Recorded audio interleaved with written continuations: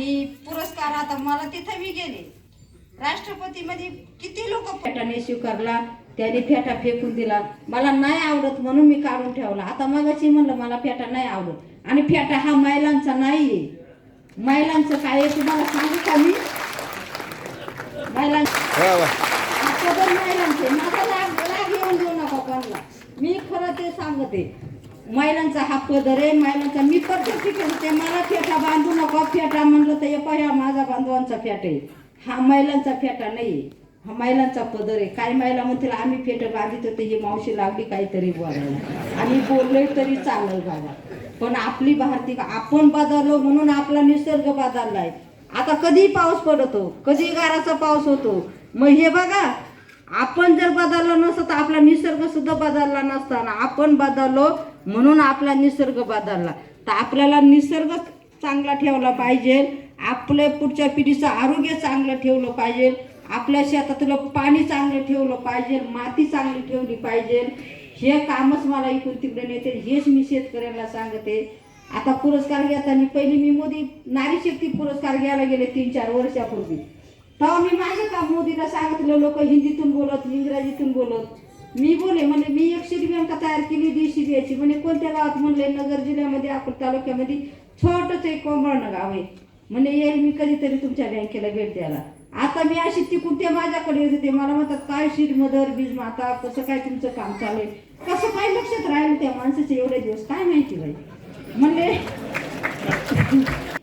एक छोटीच्या घरामध्ये मी 22 वर्षे काम केलं. मला बाईक संस्थेने खूप मोठी मदत दिली आमच्या महिलाला. आम्ही घरच्या घरी गांडूळ खत बनवतो, घरच्या घरी गांडूळ पाणी बनवतो. पाला पाचोळा भरपूर पडतोय, त्या पाला पाचोळ्याचं आम्ही खत बनवतो, जीव अमृत बनवतो, घरच्या घरी बनवतो. ते आपण करीत नाही. आपण पैसे देतो, कुठंतरी एका मालाला 4-4 गोण्या टाकतो. नाही त्या मालाला बाजारभाव भेटला तर शेतकरी आत्महत्या करतो. मग ही आत्महत्या जर थांबवायची असेल तर आपण परत जुन्याकडे वळवलं पाहिजे, आणि परत जुन्याकडेच केलं पाहिजे. आणि जुन्याकडे जर नाही वळत तर ही माती जर संपल्याशिवाय कधीच राहणार नाही.